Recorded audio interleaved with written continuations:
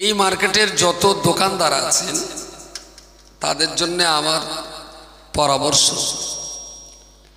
ব্যবসা যদি অনেক দিন করার ইচ্ছা হয়, আপনি ব্যবসা করছেন, এরপর আপনার ছেলে করবে, তারপর আপনার নাতি করবে, যদি মনে হয় ব্যবসাটা অনেক দিন চলুক, তাহলে আপনার কাছে আমার দাবি খুব সততার সঙ্গে ব্যবসা করুন, খুব সততা। ব্যবসা কিন্তু সুন্নাত, ব্যবসা করলে সওয়াব হয়। হাতে তসবিহ নিয়ে সুবহানাল্লাহ সুবহানাল্লাহ পড়লে যেমন সওয়াব হয়, দোকানে মাল কেনা বেচা করলে সেটাও তাই। বলে চুল্লু না, আবার কেউ যেন বলবে না যে চুল্লু বেচলেও কি সওয়াব হবে। হালাল মাল কেনা বেচা করলে সওয়াব হয়। মসজিদে বসে তসবিহ টেপে মসজিদে ইতিকাফে বসালো, আর আপনি দোকানদারি করতে বসে ক্যালকুলেটর টিপবেন, ওরও সওয়াব হবে, আপনারও সওয়াব হবে। খুব সততার সঙ্গে ব্যবসা করবেন, কখনোই কোনো খরিদ্দারকে ওজনে কম দেবেন না, মালে ঠকাবেন না।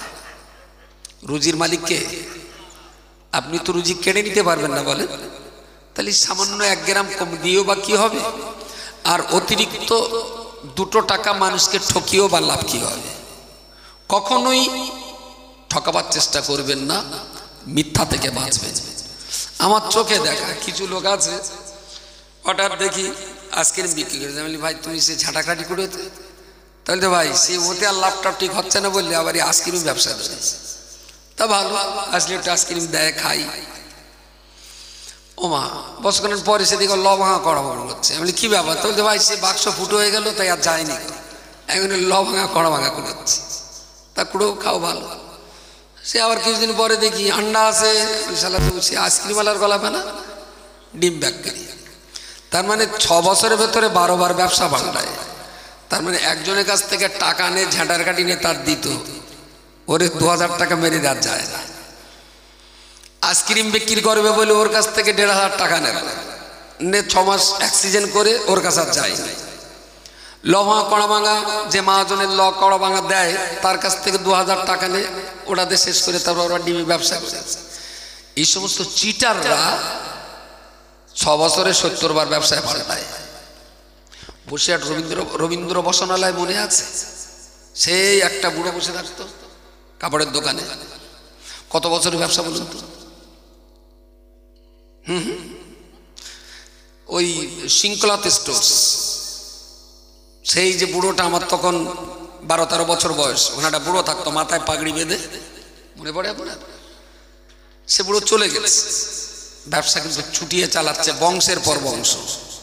কলকাতা আপনার ওই কি বলে টিপু সুলতান মসজিদের সামনে জিএস মোহাম্মদ আলী, 300 বছর ধরে চলছে কাপড়ের বিজনেস, 300 বছর বংশ পরস্পর চলছে। আমি বলছি ব্যবসা এমন ভাবে করুন, আপনি করুন, আপনার ছেলেও করবে, আপনার মেয়েও করবে। আর যদি 2 নম্বরই এসে যায় ফটকা বাজারি, তাহলে 3 মাস আইসক্রিম, 6 মাস লবঙ্গা, তারপর আবার ঝাঁটার কাঠি, তারপর আবার ডিম, তারপর দয়া করে যেন আপনাদেরকে ওই রকম ব্যবসাদার হতে না হয়। শুধু দোকানটা খুলুন বিসমিল্লাহ বলে, আর আল্লাহকে বলুন মালিক, রুজির মালিক তো তুমি, আমাকে দায়িত্ব দিয়েছো সন্ধান করার জন্য। এই দোকানের ঝাপটা শাটার তুলে দিয়ে তোমার দেওয়া রুজির সন্ধান আমি এখানে বসছি। আমার বেচাকেনা কি হবে না হবে আমি তোমার উপরে ভরসা করে এখানে বসে আছি। কসম খোদার করে বলছি, যারা কাবা তওয়াফ করবে ওরা আল্লাহর যতটা প্রিয়, আপনি মুদিখানার দোকানদারি করবেন আপনিও আল্লাহর ততটা প্রিয়। ব্যবসা অত্যন্ত পবিত্র জিনিস, বিনা উজুতে কখনোই দোকানদারি করবেন না, ওতে বরকত উঠে যায়। যতক্ষণ দোকানদারি করুন দেহটা পাক রেখে দোকানদারি করুন, কোনো কিছু না। সকালবেলা ভোরবেলা নামাজ পড়ে এসে ওই বাচ্চা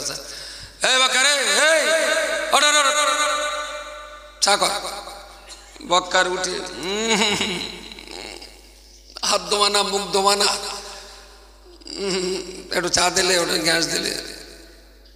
আচ্ছা এই যে দুটো হাত, বেলা 8টার সময় গেছে কাশ্মীরি, রাত 11টার দিকে সেই হাত চলে গেল আবার নেপালে, নেপালে অনেক চুলকে টুলকে এসে তারপরে চলে গেল আবার রাশিয়ায়, সেখানে অনেক চুলকে টুলকে নিয়ে পাশ পেরে উঠে তারপর আবার চলে গেল ইন্দোনেশিয়ায়। এই হাত রাতির ভিতরে কত দেশ যে সফর করে আর কত জায়গায় যে ঘষাঘষি করে, ও সেই হাত দিয়েই চা দিলে আর শালা বেয়ালা খরিদ্দা নিচ্ছ ছোট লোক হাত মুখ দেওয়া কিচ্ছু না, সেই অবস্থায় সেই চা খেলো। আমি কি খুব মিথ্যে কথা বলতেছি? এটা কি কখনো মুসলমান দোকানদার হতে পারে?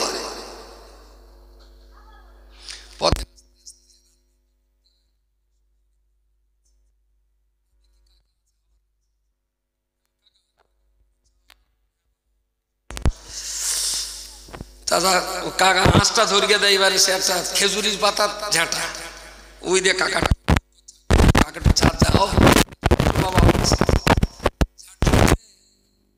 কাকা এবার একটু পানি নিয়ে ছিটিয়ে দিলে, চারিদিকে পানি ছিটিয়ে টিটকে দে। কাকা বাইরে গেল, হাত পা ধুয়ে এসে ধূপকাঠি, আমি চাচা কাকার চা বলতে, কাকা তুমি যদি খুব ব্যস্ত থাকো তো একটু অন্য দোকানে যাও। প্রায় 10 মিনিট বসে আমি বললাম কাকা কি করে আজকে। তারপর ধূপকাঠি ধরালে, ধূপকাঠি প্রথমে সে তার যা পূজারি ঠাকুরের সামনে গিয়ে বিড়বিড় করে কি বলেছে আমি শুনিনি। এখানে ওখানে এখানে ওখানে ক্যাশ বাক্সের ভেতরে দে, এইবারে ওটা এক জায়গায় দে, ধূপকাঠিতে বসে বলতেছে চা না বাচ্চা। এতক্ষণ চা সম্পর্কে কথা হয়, দ্যাট ইজ দোকানদার। বরকত এমনি হয় না। পরিষ্কার পরিচ্ছন্নতা ইমানের একটা দাবি। ইমান নোংরা জায়গায় থাকে না, ইমান অপবিত্র জায়গায় থাকে না, ইমান ময়লা জায়গায় থাকে না, ইমান ডাস্টবিনে থাকে না। দেহ যত পরিষ্কার যত পরিচ্ছন্ন থাকবে, ইমান সেই জায়গাটায় যাবে তো আর বেরোবে না। রাত 2টোর সময় বিহারে গেল, গোসল ফরজ হয়ে গেছে।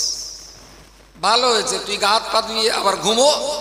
সেই দেওয়ানে সকালবেলা দোকানে ঝাঁপ তুলে বয়েছে, বিয়া সফর করে এসে গোসল ফরজ করে দোকানে ঝাঁপ তুলে বয়েছে। সন্ধ্যাবেলাকে সবার করার পর রাত 12টায় বাড়ি যাবো, বলতে হুজুর আমার দোকানে ঝাঁপ একটু ফু দেন দিন। আমি কেন?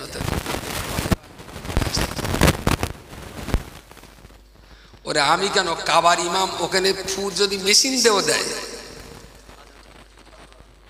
নোংরা জায়গায় কখনো রহমত বরকত থাকে না। যত ছোটই হোক আর যত বড়ই হোক, কখনো নোংরা অবস্থায় দোকানদারি করবেন না। আমার মতো আমি তো সকালে উঠে লাইনের দ্বারে যখন হোটেলে খাইটাই আগে থেকে তাহলে হাতটা ধুয়েছি, তা নিলে হয়তো হাত লেপালতে ঘুরিয়ে এসে আমার চার সঙ্গে মিশকে দেবে, রুচি হয় না। কিন্তু কিছু লোক আছে গাঁগ্রামে দেখবেন কান চুল করছে, চুলকে টুলকে ওই দিয়ে আবার দিয়ে দিলে, এদিকে আবার পাশা টাচা চুলকে সেই দিয়ে আবার দুধ দিলে চাচা খেয়েই যাচ্ছে। দোকানটা ব্যবসাটা অত্যন্ত পবিত্র জিনিস। খুব সততা পরিচ্ছন্নতা মন নিয়ে, পরিচ্ছন্ন দেহ নিয়ে দোকানটা সবসময়। দুটাটা মুদিখানার দোকানে গিয়ে দেখেছি এত পরিমাণ ঝুল, মনে হচ্ছে ওর কোম্পানি মাকড়া যাই তৈরি হয়। সেই যেদিন উদ্বোধন করে বোধ হয় সেই দিন ঝেড়লো, আর 33 বছর আর ঝাড়ি। কোনো নোংরা দোকানের মাল খাবেন না। যার দোকানে ঝুল পড়া থাকবে সে দোকানে যাবেন না। সে জুতোর দোকান হোক আর চুল কাটা নাপির দোকান হোক, পরিষ্কার পরিচ্ছন্ন দোকানে যাবে, দেখবেন গোটা মার্কেট পরিষ্কার পরিচ্ছন্ন হবে। এটা একটা মার্কেট। আমি আগে একবার বলেছি, আজও বলছি, এই মার্কেটটা একটা বদনাম আছে। রাস্তার উপরে গাড়ি রাখা কেমন পর্যন্ত। আচ্ছা কতবার বলা হয়েছে, কিভাবে বলা হয়েছে বলেন বলেন। ও বলেছে কিয়ামত পর্যন্ত বললেও সোজা হবে না। এ বলেছে অনেকবার বলেছে। আমি বলি কিভাবে বলা হয়েছে। এই বাজার কমিটি যাদের দায়িত্ব, যারাই সভা দিচ্ছেন, আপনাদেরকে আমি বলছি, এই মার্কেটটা ক্লিয়ার রাখার জন্য সবাই লক্ষ্য রাখবেন। যে দোকানদার গাড়িটা গো ভাই একটুখানি গাড়িটা সরিয়ে রাখো না শোনা, এই শালা তুই রাস্তা পার গাড়ি খয়কার ছেলে, ও তোমার বেজম্মা বলবে, এই বেজম্মা আমার দোকানের সামনে আমি রেখেছি তোর বাপে। একটু ভালো ভাষা দিয়ে 5টা মানুষ দিয়ে একটু বিনয়ের সঙ্গে বলা, খোকা তোমার এই সাইকেলটা যদি এখানে থাকে কত লোকের কষ্ট হবে, তারা কিন্তু মনে কষ্ট পাবো না, ওইটাই বন্ধুয়া। তোমার এই ব্যবসার জন্য তুমি বলছো বিরাট, এটা কিন্তু ভেতরে ক্ষতি হবে। তুমি সাইকেলটা ভাই এইভাবে রাখো তোমার দোকানের সামনে, কারোর কষ্টও হবে না, লোকে তোমার ভালো বলবে। বুঝিয়ে বলুন, পৃথিবীর সবাই অমানুষ না।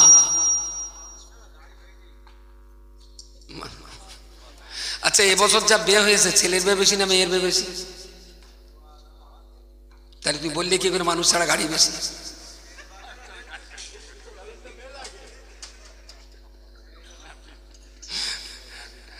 তো এই জন্যই বলছি, গাড়ি লোক একটা করেই আনে, কেউ একটা জায়গায় তিনটে আনে না, যে যে একটা করেই আনে। তো সবাই মিলে একটু চেষ্টা করলে না, আমি বলছি ভাষাটা ভালো রাখবেন, বলার ভঙ্গিমাটা ভালো থাকা চাই। মার্কেটে আমরা যারা আছি, আচ্ছা এর ভিতরে তো আমরা অনেক দোকানদার আছি না? আমরা যে কজন দোকানদার এখানে আছে, আমরা কজন সোজা হয়ে যাই যে আমরা প্রিয় রসুলের একটা হাদিস, নবী বলেছেন পথের উপরে যদি এমন কিছু পড়ে থাকে যেটা পথচারীদের জন্য কষ্টকর, ওটা সরিয়ে দেওয়াটা ইমানের দাবি রাখে। সুবহানাল্লাহ বলে।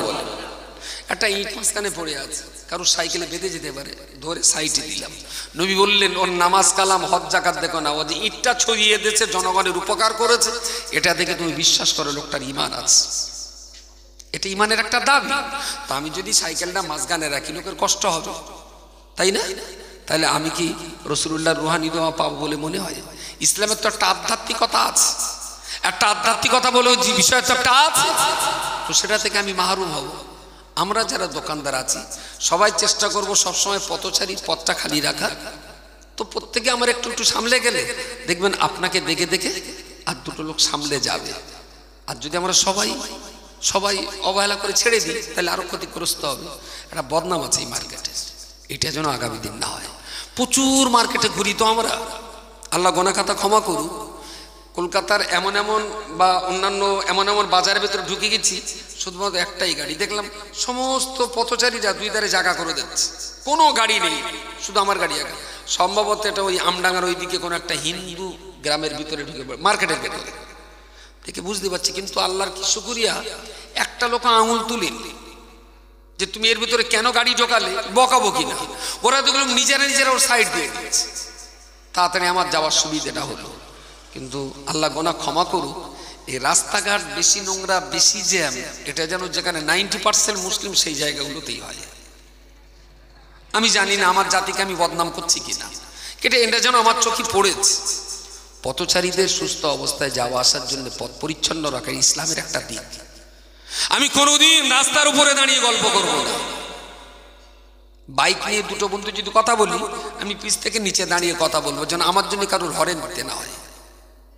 ভদ্র আর অভদ্র এলাকা, ভদ্র আর অভদ্র এলাকার চেনার উপায় হলো যে গাড়ির হরেন যেখানে যত বেশি চলবে সেখানে তত ভদ্রলোকের বাস। আমার কথা কি বোঝা গেছে? আপনি নামি নামি জায়গায় যাবেন, দামি দামি জায়গায় যাবেন, মক্কা শরীফে যাবেন, মদিনায় যাবেন, জেদ্দাতে যাবেন, রিয়াদে যাবেন, কোনো হরেন পাবেন না। খুব বেশি হলো কুটুস করে একটুখান দিয়ে ছেড়ে দিল, বড় জোর 1.5 থেকে 2 সেকেন্ড, হরেন নেই। কিন্তু এমাতাতে ওমাতা পর্যন্ত সন্ধ্যাবেলা যদি হিসেব করা হয়, আমার মনে হয় 10 সেকেন্ড হরেন ছাড়া বাঁচবে না, যদি ওমাতার থেকে ওমাতা নেওয়া হয়। কেউ না কেউ বাজাচ্ছে, কেন এখানে সব কি কালা লোকের বাস? এত হরেন দিতে হবে কেন?